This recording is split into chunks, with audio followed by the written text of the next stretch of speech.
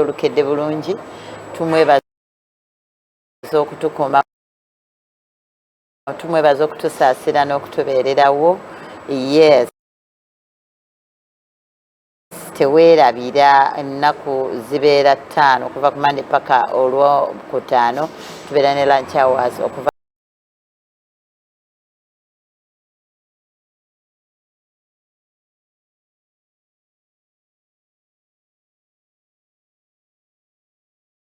saawa 6 paka saawa 8 na bwekityo obeerangawo ne tusaba wamu naawe. Tubeera ne Mukutula Njegere buli Monday saawa 1 paka saawa 9. Tumaliza 9 lwaki tuba twagala abantu bawummuleko enkeera basobole okukola emirimu gyabwe bulungi. So nga ate n'olwokutaano ffe tetukoowa buli lwakutaano tubeera ne overnight tubeera mu kusaba. Tetukyawummula kubanga ne sitaani akolera ku sipiidi.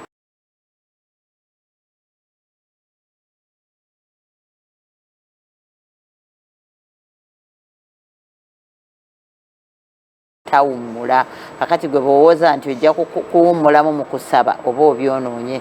Ate ne Bayibuli etugamba temukoowanga kukuŋŋaana. Kakati ffe tukuŋŋaana ne tusaba ne twebulira ekigambo ne twezzaamu amaanyi. Nkomyewo n'omukulu Bambala, Pastor Bambala Mwannyinaze ow'e Busoga. Kakati munnange Katonda mulungi nti yakkiriza okukomawo n'olunaku olwaleero. Kode Baliyo Koldeyo batugambanga mu Abasoga bagamba obubudi buliyo obukoko. Omusoga yakubuuza ayagala ategeerere ddala buli ekiriyo kiri mu mbeera zaabala buli kyonna ati kuba kubuuza kati kakubuulize ddala kakubuuze nange bambuulizeeko mu Lusoga bannansangaire okuba nimmwe olwaleero omusengwa yebazibwe balamwisa ino era nabeebaza emirimu gyonna gye mukola. Agange ninze Pastor Geoffrey baliddawa Pastor Bambala ndi Musaada Musoga omwise Nkwalu asibuka Kamuli na Bwigulu. Naye olidde olulimi bwe lunyuma naye olulimi omanyi nti ebbanga lyenkutegeredde lyenkulabidde olw'omukaaga oluwedde lwe namanya nti oli Musoga. Lwomanya nti ndi Musoga nze mpulira baliddawa era nze bwe njogera Oluganda omutayinza nakumanya nti ndi Musoga. Tosobola nakusobola anti ennimi zonna za Mukama zonna yazitowa. Yes. Yeah. Sabo twakoma wali nga abazadde bamaze okubuulira bakutwale ewa jjajja naye nze bukyanga ogenda ndowooza ku kintu ekyo. Ne jjajja yennyini yali amanyi nti kati omwana ono emizimu gitandise omunoonya gijja muleeta gimusika kubanga egyo emyaka gye walimu P4 P5 abasamize abasinga awo batandikira okuguluminga omwana anasamira okumuteekateeka. Kyova olaba neeno mu balokole ekitugwanidde okuguluminga abaana baffe nga bukyali. Bayibuli egamba nti kuliza omwana mu kkubo ery'okutya Katonda ne bw'alikula. Kati olaba abantu abo balina ebintu bye babba mu Bayibuli babikola gwe nolowooza byakusaaga kumbe bagezaako. Kyobadde oleeta nti bo bamanyi ekyama ekiri mu kukwata omwana ng'akyali muto nti ne bw'akula kino kye wamuteekamu nga muto kiba kizibu kimugyamu. So nti naffe ng'abalokole tubikulirwe ekyo omwana mukwase Katonda ng'akyali muto. Okimanyi Musumba kanzireko walala n'ennaku ezo nakyazaako omuntu n'ekimubuuza. Okimanyi nti Musumba abaana baffe tebaatula. Agirira bugiriza olugira n'ayingira mu kwayo olugira n'ayingira. Mulokole munnange ali eyo. Okimanyi nti abaana baffe tebaatula. Ate nga Bayibuli egamba omuntu akkiriza na mutima gwe n'ayatula n'akamwa. Bino ebyaffe si bya ddiini ya taata. Nze nina kukulira mu ddiini ya taata era taata yanjatulira taata yambatiza. Obulokole bwa taata si bwe bulokole bw'omwana. So omwana muyambeko yeekolera obulokole obubwe bw'anaawaako embalirira. Kyolina okumuyamba kyekyo muyigirize Bayibuli muyigirize omulokole atambula bw'ati yeeyatulire kubanga emyaka we giweere 15 aba ategeerera ddala bulungi nnyo. Musumba bakututte ewa jjajja tutandikidde awo. We twakoma nga bakkiriza okuntwala ewa jjajjange Bujagaali nga bavuddemu entiisa era egamba nti tutya emizimu giyinza okuwambirayo kuba gyakumaakinga oli mwana muto nga gwe ogenda okuba omukongozi. Baali bakimanyi naye ne bagamba tutuuse kuba katulwa katwakufa na bulamu bwe kibanga kyekisigaddewo katukutwale tutuuke wajjajja ejjinja we yali asamirira n'ayimiriza abalala bonna be yali akolako n'ampa wiiki namba ng'akola ku nze nzekka naye buli lunaku olwayitangawo nga ndi mugumu nti wano wenzize nvaawo nga nteredde nga nkyasikondoka jjajjaffe yalina enkola era ng'emizimu gyonna egyeye ewaffe lwakati byafuluka bwe twamala okulokoka baida abantu bangi nnyo balokoka ewaffe nje okutuukako yalina enkola nga ebintu bye tebibaamu bulimba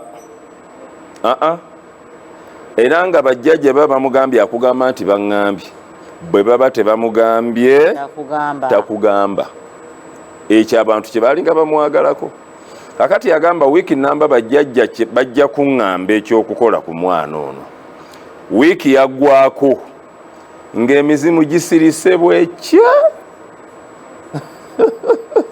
nga wali muggwe naye nga mwenna temumanyi wiiki namba ng'emizimu gisirise bwekya jjajja bino bye yakolanga n'agenda ku mazzi n'agira bw'ati bwe yagendangayo ng'awulira tekijja kukola ku luno ng'akomawo wiiki namba wiiki bwe yaggwako obwengulanga buggale jjajja n'agamba bw'ati bana ebintu by'omwana bintabwire badaada ezirake bali ku nkoba mwireyo ebugerera ebuga bayitangayo ebuganda mwireyo ebuganda badaada balaba bankobeire obulezi ndiida n'abakobera nga kyategeeza kyekino nti ebintu by'omwana bintabudde bajjajja tewali kye baŋŋamba muddeeyo ebuganda ebugerere bajjajja bali bambuulidde ekyokukola ndijja ne mbagamba ekyo ekintu kyannuma ekyo ekintu kyankuba ekyo ekintu kyankutula ndi mu P7 myaka giranga mu 11 awo ekyo ekintu kyankutula kubanga lino lyessuubi lye nali ndaba nga lyensigaza amalwaliro byagaana amasabo gonna tugatambudde gye bandise enkoko embisi byagaana ewona atambula ku mazzi gye mbadde nina essuubi ate wa munju ate ataddewo n'embeera eraga nti ayimiriza abantu wiiki namba effort eyo yonna yonna eganye ne tukomawo kati nga mmanyi kufa biwedde katuddeyo naye ngero kyasikondoka nga ate olwo nga nsikondoka nnyo gye nagendanga neeyongera embeera nga yeeyongera kutabuka si gwe munene olwo ng'ogeze nnyo olaba kati wayise ebbanga lya myaka giri 30 era ennyama nkuŋŋaanya nze ennyama yange okugiweza bw'ogamba okusala tofuna olina kalakatankalakate booti ennyama eyange okalakatankalakate naye kati mukama nkozeeko bulungi naye olina ku nnyama kati nina ku nnyama ojjuka emyaka giri twajjanga waggulu ali ku lankyawo kaakati bassebo ne bannyabo ne bankomyawo mwana afe bwe tutuuka awaka embeera y'okufa neebuutikira awaka balinda lunaku buli kintu kyonna kati nga kiraga kufa ebyalo byonna ebitwetodde abantu nga bakeera kulima kubanga omanyi mu biseera ebyo omuntu bwe yafanga nga omala wiiki nga temulima kati bamanyanga nti waliwo omulwadde ali obubi nga balima kaguddeyo bannemulime omwana okulabako bajja bamaze kulima wajja okukyama asange nga yafudde olubimbi lwe lufe kakati wetubeera mu mbeera eyo bulwadde buluma embeera efuuse enzibu nnyo awaka sente ziweddewo maama bamuyimiriza ku mirimu kuba yalinga atawuka gwa mwana ate oli ku ssomero bamuyimiriza taata bizinensi ekubiddwa kubanga gye twagendanga nga tusaasaanya ssente ne bwe tubadde tusaasaanyamu ssente bibino tebivuddeemu makulu mwana wuno agenda kufa embeera neebeera nzibu nnyo awaka naye katonda ono alina ekisa katonda alina ekisa mukwano gwange ampuliriza tewali muntu ali kwagalanga katonda mu kaseera nga otuuse ku kisenge waliwo awali ekkubo osigaze ekkubo eri baliyita Katonda. Waliwo abantu ng'embeera gy'olimu left right center okubiddwa otayizibwa bwoti ku kisenge osigaza ekkubo eri liri mu Yesu kubanga yagamba nti nze ekkubo n'amazima n'obulamu. Tozirikanga Yesu waali waliwo ekkubo mu malala ne mu bukambwe ne mu mpaka ennyingi. Kkiriza ekkubo lino liyinza okuba nga ligenda okutaasa. Kaakati nga ndi mu mbeera bw'etyo olumbe luluma ndi waka lumbe luluma Sumba Hilda olumbe luluma bannanga obulwadde buluma myaka egi obwange bwali bwa myezi naye obulwadde buluma naye nga ndi mu mbeera bw'etyo obulwadde buluma nenzija mpulira abalokole nga baleese ka crusade nga bwe twabuyitanga kubanga twabuyitanga ka crusade k'abalokole era bwabanga bu crusade era nze sayagalanga nnyo crusade z'abalokole kuba ekyokulokoka mu nze tekyalimu. Najjanga ku crusade okuzzaako emabega, najjanga ku crusade zammwe ez'abalokole naye nga nzize 1 kuwulira nnyimba, ekyokubiri nga nzize kubavuma. Ebintu nga nyumirwa nnyo vuma abalokole ate abalokole balulinga balungi nga ne bw'omuvuma agamba Yesu ali kulaba emisana n'ekiro naye abakakati munnange kati nayagalanga nnyo ennyimba z'abalokole ezo. Kaakati kubanga abasooka okulokoka ewaffe Katonda mabega baali basajja Banyarwanda olwo nga tuli awo mu Bugerere baali basajja Banyarwanda olw'ensonga nti myaka egyo baali bava gye bava nga bajjeyo kupakasa mu nnimiro z'abantu. Kati olw'embeera ey'obulumi eyo gye baayitamu enjiri eyanguyirwa nnyo okukkirizibwa omuntu ayita mu bulumi kubanga Yesu yagamba mujje gye ndi mwenna abakwera abakoze eki abazitoowereddwa. Olw'obulumi obwo bakkiriza enjiri naye enjiri erina amaanyi. Abasajja abakkiriza enjiri nga balima mu bitooke, abasajja abakkiriza enjiri nga balunda mu faamu z'abagagga. Olwaleero njagala ogenda omunfunire omugambe njagala gunimirako mu bitooke hariya ajja kutunulira akugambe enjiri yabayimusa nebafuula abantu balala nnyo.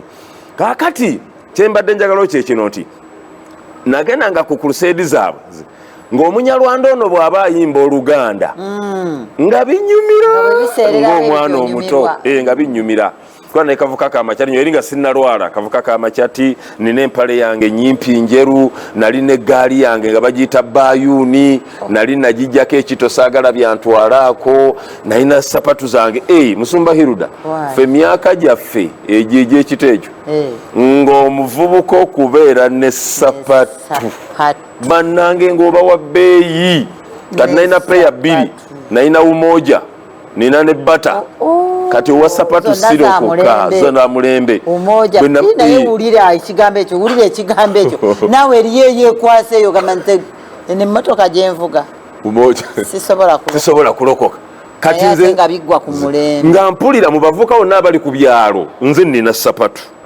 ate nina peya 2 kati omanya nga ntwala okurusedi wali nga nteeka ekikongoliro mu muliro ne kisiriirako bwe kiti nenkuuta akagere nofuna ekikuta nenkuuta olubalaza lwa sapatu nenteekamu akagere nga katukula nempale ennyimpi enjeru nenvuga akagaali kange nengenda ku crusade y'abalokole nga mbalawo ne bayita wano nga bayingira ku kisaawo wempaakinga yali ya double star nenjigira bwenti double star amagulu nenteeka waggulu buli ayitawo n'okulaba sapatu zange mpanika amagulu alabe sapatu kati nembatunulira nga bayimba Abanyarwanda bano aboogera Oluganda balina ennyimba nga katugeze Aleluya Yesu mulungi olutegedde olwo kati nga yewe abaluyimba nga aleluya Yesu mulungi aleluya Yesu mulungi aleluya Yesu mulungi Katonda wange nanseka kati balinanga enkola nga buli kintu kyafuna ekirungi bambi akiteeka mu luyimba baali batendereza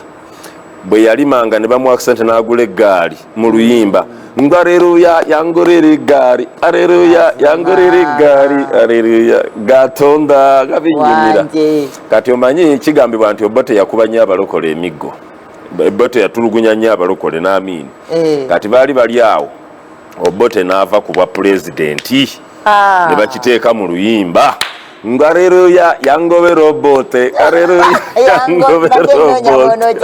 yangobera Obote Katonda wange kaakati nga byennyumirwa ebyo kaakati wano ntuuka ndi mulwadde ndi wakaluluma mpulira abalokole baleese ka crusade kaabwe nga bwe twabuyitanga naye nga sirina bwe nsobola zikyasobola givuga nensaba ani asobola okuntuusa waliwo kizibu bamuyitanga Nkooyooyo nakati akyaliyo mulamu akolera Jinja eyo ne mwegaye ne mugamba nsitule ontwale ku crusade ne mpulire ku nnyimba z'abalokole ne bwe naafiira eyo ndowooza ye si waakuntwala naye bwe yalaba amaziga nga ganva mu maaso n'agamba kale kanzije kutwale kati nazija n'antwala ku crusade ku kasaawe eri ewajjajja tebannakuddamu ddagala tebannanziramu nti omwana abajjajja baatugambye eddagala kakati nze ngenda crusade bantwala ekya music kino nakina nga natural munda nga mulimu music munze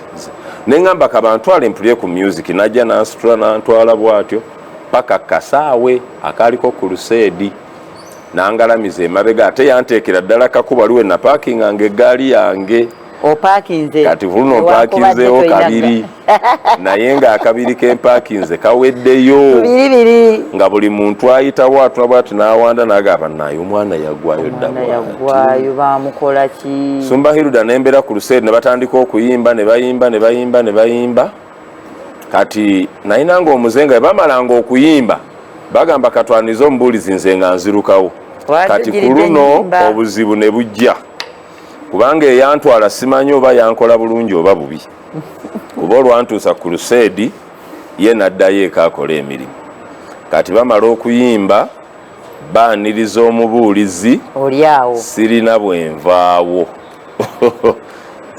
bwenvaawo naye ne ŋŋamba sirina kyakola kampulira ebigambo byabwe Sumba Hilda mu njiri yonna eyabuulirwa omusumba eyabuulira namala ne mutegeera oluvannyuma bamuyita Moses Kyobe Serunkuuma kati Reverend Moses Kyobe Serunkuuma wa Kayunga Full Gospel Church ayinza n'okuba nga kwali kati ampulira mu njiri yonna eyabuulirwa ebirala byonna sibijjukira naye nzijjukira statements 2 ezakyusa obulamu bwange.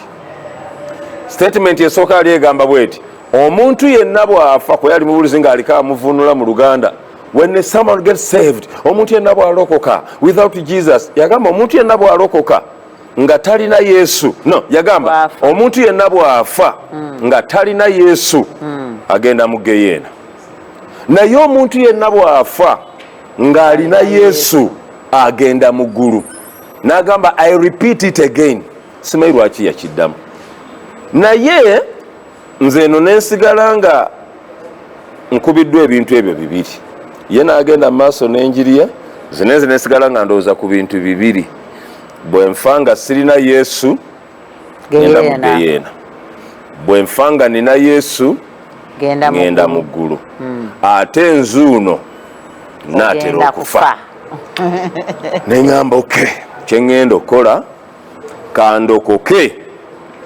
nfe ngende mu ggulu ensi egaanye bwe ntyo nensalawo okulokoka nfe ngende mu ggulu naye nina obujulizi basebo ne bannyabo olunaku lwe nalokoka essaawa gye nalokokeramu eddakiika gye nalokokeramu sekendi gye nalokokeramu ekirwadde ekyali kinnumidde emyaka 2 Yesu yakinunanga kaswiti Hai Katonda wa Isirayiri kama wewe ekitiibwa eyali asikondoka tewaddamu kuwulira bwosikondoka saddamu kusikondoka naawe noweebuuza mbadde kubanga bwe bamala okubuulira ne bagamba abalokoka mutambule mujje nga sirina bwe nsobola kutambula genda naye wano wendi nayogera ebigambo bino nagamba Katonda sisobola kujjeeyo naye gwe jangu wano. Yesu alina omukwano. Banange Yesu alina omukwano. Katonda sobola kujja eyo naye gwe jangu. Nagamba nakijjukira nagamba Katonda sisobola kujja eyo naye gwe jangu wano. Oba ebigambo ebyo nabijjangawa? Enewe muffe mbaamu omwoyo bambi asinda. Omuntu oli ow'omunda yaba asinda. Bannange Yesu alina omukwano. Nali simanyi nti azze. Mukwano gwange n'abaganda bwe wakubira essimu ne bagaana okujja. Olina aba Obwe bwe wakubira essimu ne bagaana okujja. Waliwo eyagamba nti mpita. Nange naayitaba. Musumba. Abalungi abagalwa abali ku KTV. Bigambo biwooma. Ovanga kukupakingawo obupakinzi nga wali olinako kukanyama nga olina n'akagaaliko n'obuyonjo bukati nga bakupakinze. Naye Katonda bw'atyo kati owulira eddoboozi n'oggulawo nze nnyingira buyingizi. Kaakati Musumba yawulira ebigambo eddoboozi lya Mukama lyennyini n'aggulawo n'amugamba muzeeyi nze sinaka kusemberera naye ggwe tuula mu nze ate Katonda alabirira ekigambo kyo kituukiriza tasobola kukireka. Kyekintu kyasooka okussaamu ekitiibwa kigambo kye. Musumba nnyumiddwa nnyonnyo otyo. Kaakati bwe bayita abalokoka ngambye mujje eno ne ngamba Mukama asobola kujja eyo naye ggwe jangu wano. Nali simanyi nti azze bannange. Kaakati bamala okusabira abalokoka bagamba ddamu ebigambo bino nga mpulira ku mizindaalo olwaleero kati bayatuza ebigambo bingi naye ngenda okuwulira mu nze ng'omukka gukendeera. Buli lwenjogera nga gukendeera ebigambo biyinza okuba tebyali bingi naye erinze gye nengeje nakasikonda kyenava ngamba Yesu sisobodde bimalayo naye omanyi nga ndokose. Amaziga ne gajja. Oba kiki ekyandiko mu kaseera ako nga mpulira omukwano nga mpulira omuntu ono saagala ndeke ne mugamba sobodde bimalayo naye omanyi nga ndokose nensirika ndizaavinge guno omukka ogulimu. Kati bamala okwatuza abalokoka kaga bagenda sabira abalwadde. Kati ate nze nalina ekintu nga omumatiza ebirala byonna naye nga kasito ngamba mbu abalokole basabidde omuntu naawona. Olaba bakumanyira bumanyizi. Era nawakananga nnyo kubanga emyaka giri egyo ganga sinatuuka wano. Pastor Robert Kayanja yajjako ewaffe Kayunga eyo nakola crusade nasabira abalema ne batambula. Bwe twaddayo ku ssomero nawakanya abaana ne mbagamba abo bazze nabo nga sikkiriza. Kaakati wuno amaze okwatula abalokoka bagamba tugenda sabira abalwadde. Nengamba eno namaze dde okuloka nafuuse waabwe kati kyebagamba kyenzikiriza. Bagamba naye buli mutukwata awakuluma nga sina bwe nsobola kukwata mubiri gwange gwonna mulwadde simanyi naki kinnuma. Akati ne batandika okusaba obuzibu bugenda okujja. Bwe batandika okusaba jjukira nze ndokose nfe ngende mu ggulu. Bwe batandika okusaba wano we nali nenzijangwirwe ebbugumu ery'amaanyi ennyo nga bw'onoyita ku ttanuulu ya bulooka bwoti ebbugumu eryo lyanjiikira. Ne ngamba omuntu bw'aba agenda okufa bwati bwabeera. Tolina mu kirowoozo kiga nti bw'aba agenda okuwona. Ekyokuwona ng'ekyo sikina naye nga ekyokulo kamanyi ndokose naye ekyokuwona kino kabasabe. Naye ne ngamba okitooza omuntu bw'aba agenda okufa asooka kuwulira bbugumu. Ate ne ngamba ndowooza lyerya Geyeena gye bagamba. Ne ngamba ate kati ndokose ate kati ngenze mu Geyeena ebbugumu lino. Endowooza gye nalina mu nze. Kati ebbugumu lyetamala bbanga ddene zanga sekendi sindoozanga 10 si bbanga ddene. Kati ate ngenda okuwulira ng'obunyogovu obw'amaanyi ennyo nga bunkuba kati n'embigatta bibiri.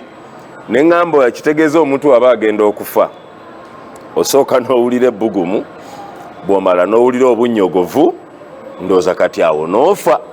Nenninda nfe naye n'ogamba nabifaayo. Yesu yajja kutulokola tubeere n'obulamu ate tubeere nabwo mu bungi ddala.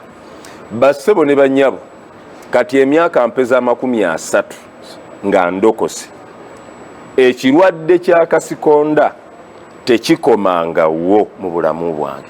Yesu bw'akutikkula omugugu agukutikkulira ddala. Kati bwe mmala okulokoka negase ku balokole, kanisa y'abalokole, ntambula nabo lwe ntandika okugwa ku nnyiriri ez'enjawulo eza Bayibuli. Kubanga olunyiriri lugamba nti Matayo 11:28 mujje gye ndi mmwe mwenna abakooye era abazitoowereddwa nange ndikuwa olunyiriri olwo mukwano gwange.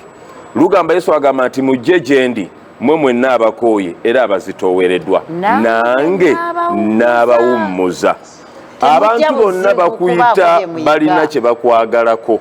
Abantu bonna baagala ali bulungi, naye ali omu yekka ayagala abalina ebizibu, Katonda yekka. Olaba naawe ampuliriza oli bubi, naye abali obubi banno we bakubira amasimu togakwata. So nga ate twandigambye nti engeri gy'oli obubi kati ofuneyo bali obubi banno, naye naawe abali obubi tobaagala. Naye Katonda teyeesembereza bali bubi. Naye Yesu yekka yagamba nti mujje gye mmwe n'abakooye era abazitoowereddwa nange n'abawummuza. Bikola Batume 17:3 Bayibuli negamba nti 17 noonya olunyiriri ziruseeko lugamba lutya bannange njadujjukira. Okay, kaakati mmaze okulokoka negasse ku balokole. Soko mbuulire wano wavaawo. Nedda tebadde Bikola Batume, abadde Bakolinso ekyokubiri 5:17 bwambadde nga tangampolo lyogera kirala ku kyenjagala. Bakolinso ekyokubiri 5:17 ne mu lumba lwa Bambala nakiteekamu ndosobola obulamu bwange nti wajja eri Yesu nga nali Bambala ne Yesu yanyamba. Bakolinso ekyokubiri 5:17 agamba nti omuntu yenna bwe yeegatta ku Kristo Yesu kyava abeera ekitonde ekipya, ebikadde byonna nga biweddewo. Nange bwe nawa obulamu bwange Yesu, emyaka 2 gye namala nga mbonaabona nze nali neebonyaabonya. Mu masabo gye nagenda tewaali kubeerwa na kuyambibwa, naye kasita nanyiga eppeesa ettuufu lye bayita Yesu, ebiro eby'obutamanya teyabitunuulira, wabula kasita namwegattako. Bayibuli egambye nti omuntu beegatta Kristo Yesu kyava abeera ekitonde ekipya, ebikadde byonna nga biweddewo kati nga bifuuse bipya. Njagala kutegeera wali olokose ebyo byonna biwedde bakunonawo bati abeeko kibagamba otya. Kaakati bwamala nvufulidde ebbugumu bikisi namanya nze nno nti mponyi. Omanye enkoko bw'ogisiba ku mugu w'ebbanga eddene bw'ogisumulula emalawo olunaku. Kati nze bansabidde emponye naye simanyi nti mponye. Katonda yamponya lwa kisa kye sinda lwa kukkiriza kwange. Nze kye nali nzikiriza kyali kimu, ekyokulokoka kyekyo nali nzikiririza ddala. Naye kino ekyokuwona nakkiriza bansabire kubanga basaba, saakinaako pulaani ekyo. Kaakati kye nava okusaawe nga nzikiriza nti kwokulokoka nkoze eki ndokose. Kati mba ndi awo mu kaseera konna cousin brother wange yali akomyewo ngazze okunona okunzizaayo era nansitula nantwala nanzizaayo nengalamira mu kifo kyange mu kaluumu kange naye nga simanyi nti nkoze eki nawonye. Nga sikitaddeeko birowoozo, nga simanyi nti sikyasikondoka, wabula kwanagira nga nenfunangamu ka interval nenziramu eri emabega nalowooza ka interval naye saakisaako birowoozo. Naye nze kubanga nalina essanyu mu mutima gwange nti ndokose, ne bwe nfa ekiro kya leero ngenda mu ggulu. Neŋŋamba obulwadde bwakunzita kati kanfe ngende mu ggulu. Kaakati kwentegeerera nti nawonye bwe banneebasa kuba nabatawanyanga nnyo ekiro emirundi nga 8. Kati bwe banneebasa gye neebaka sayidi gye neebakirako navuga kalamba paka ku makya kaguddeyo. Kati ne maama naye kubanga yali simutawanyiza naye yavuga kakoze katya kaguddeyo.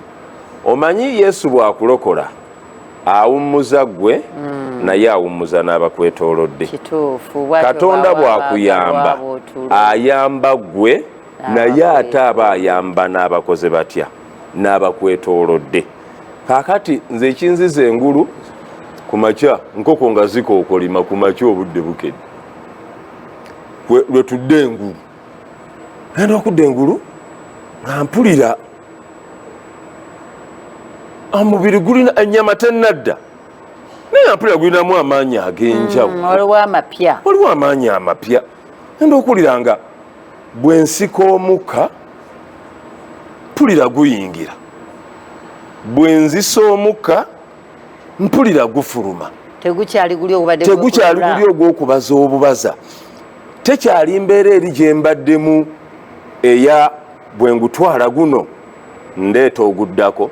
Kuba natuuka akaseera mwannyinaze nga mbala kati byenkola, bwe nsika omukka nsooka kwebuuza guno gwe nsika nkomyawo guli ogubaddeyo.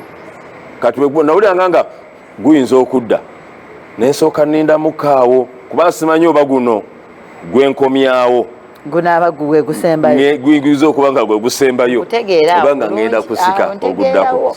Ekimu ku bintu ebyannuma mu kaseera ako ak'obulwadde fayini mponye, naye kimu ku byenzijukira abaana bano be twegattanga nabo ne tukola effujjo ku byalo, maama waffe eri atamanyi nako, embeera eno gye natuukamu nga tebakomawo, tewali yajja gye ndi. Life yagenda bupya. Bakola bipya gwoba osiraaniddeyo gw'omanyi. Nkugamba mukwano gwange, waliwo abantu nga wandyagadde okuloka n'olina boogenda nabo mu kiraabu, olina boogenda nabo simanyi mu ndongo, olina bobba nabo banaawulira batya, be mbadde nsaala nabo banaawulira batya. Naye bw'otuuka mu mbeera ng'enseeku fikisinze bweti, gwe obulamu bwe obusitaakinga, naye bo obulamu bwabwe bugenda mu maaso. Oyo boyfriend ogwogamba anaawulira atya nga ndokose, bw'omala okufa afuna ku mikwano gyo gyennyini kwafuna. Oyo bba ogwogamba nandokusa naye bba wange anaakiraba atya, bw'omala okufa ku bakwano bo bennyini kwafuna. Ate excuse abagirina nina okwejjako ekiwubaalo, nina okwejjako obulumi. Kaakati bonna bobba nabo bamala okukuba bibulooka n'ofa, bo obulamu busigala bukola butya. Nalabako ku mulenzi nga ayogera ku ebyo ku gundi ku social media n'agamba nze nali ne munnange ne tubba amasimu n'ennyambalira ensawo y'amasimu ye n'akwata ekkuba eddala ne bamukuba essasi n'afiirawo, n'enzija ne mukebera nako ng'enkofiira nzikyusizza n'entambula n'engenda. N'ogamba nti bannange omulambo guno tubadde naye tanyega sirikira ddala bwa agenda afe siya.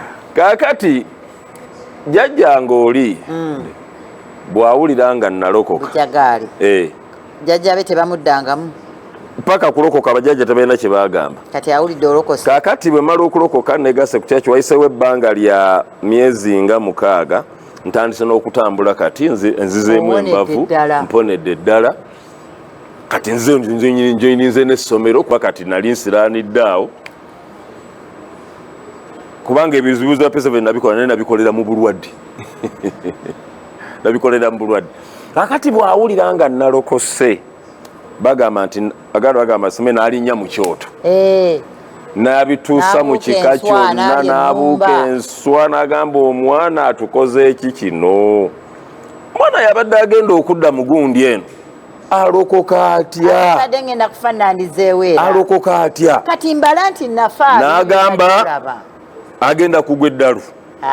Agenda kugwa eddalu, bajjajja bajja muleeta wano eno. Ebigambo ebyo byandeetera okunywera mu Katonda.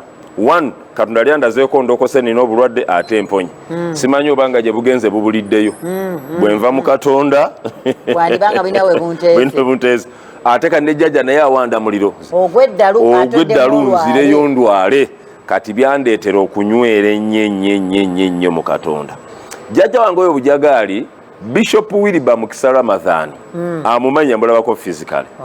Kubanga bwe mmala okulokoka nnyingidde kanisa z'abalokole, nfunye omuliro ogw'okubuulira enjiri eyo neegatta ku musajja muvubuke yali omubuulizi w'enjiri ow'amaanyi ne mwegomba ne mwagala nga bamuyita Wilbur Mukisa Ramadhan ali mu Kayunga. Si pasita si kinaye mubuulizi wa njiri. Ne mwegattako naye nanjagala era yankolamu mu Bishop Wilbur Mukisa Ramadhan Luzira Gospel Mission Church nkulamusizza nnyo.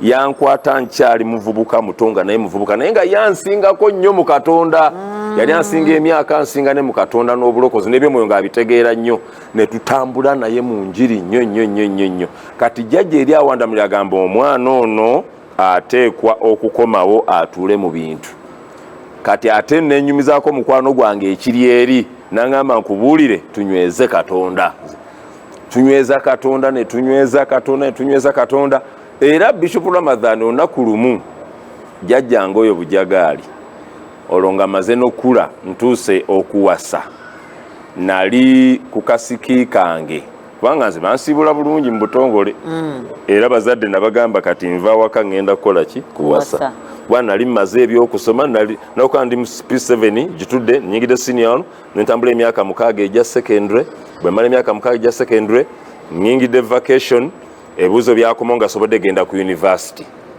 neŋŋamba kati kampase nsetolinge mu buweereza kati ku kasiki kange tuli ku kasiki nagamba bazadde bange nti bantu bamuyita jjajja Bujagaali temumuyita era nabo bagaa tetujja muyita kubanga ye buli we yatuukanga ebintu ng'abikyankalanya kaakati tuba tuli ku kasiki kange ndeeba wali saawa nga 12 tumaze okusaavinga awo emmere tuli mu kusaavinga tuteeseteese ekiro tuteekewo enjiri ngendo tuna mu kidaala bwe nti nga jjajja Bujagaali atudde yalina ebiviiri bye nga bwabizinga n'abiteeka muno n'ateekako ekikoofiira temumumanya abatamumanyi abanga muntu wabulyo ng'ataddeko ekikoofiira bwe yabanga agenda mu by'okusamira ng'ajjako ekikoofiira enviiri ne ziyiika olw'amaanyi ge ne gakonekitinga bwe ndaba jjajja Bujagaali ne mbuuza maama ani yayise jjajja Bujagaali maama n'aŋŋamba naye gwe jjajjaawo tomumanyi jjajjaffe nga waba wakugenda Jjinja teyeetaaga mmotoka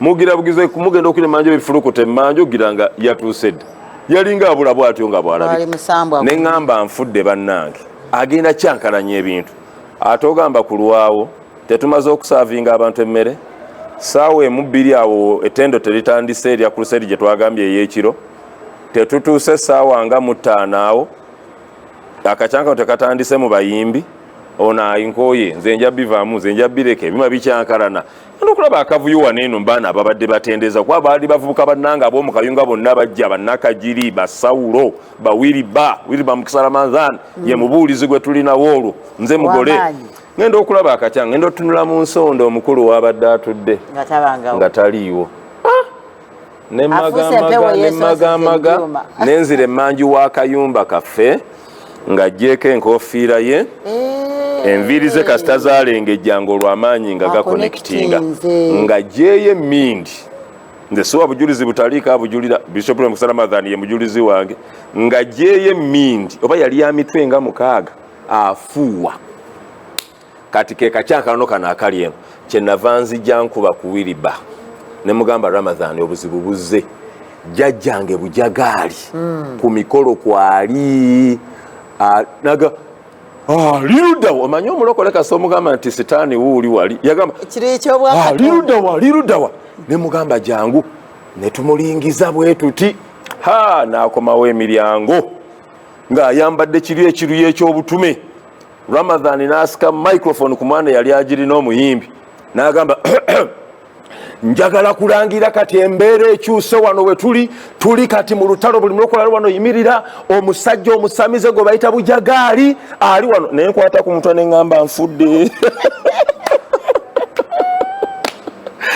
neŋŋamba Ramadhan onzise n'asumulula essaala abalokole bona abalwo ne batabuka essaala n'enyooka kuva ssaawa nga 5 paka ssaawa 6 ngendo nga naye ngaze bwe nningizaako ngenda okuddayo mulundi ogwasooka akyafuuwa ogwokubiri akyafuuwa ngenda okuddayo mulundi ogwokusatu nga jjajjange Bujagaali agudde eno emmindi egudde eri enkoofiira egudde eri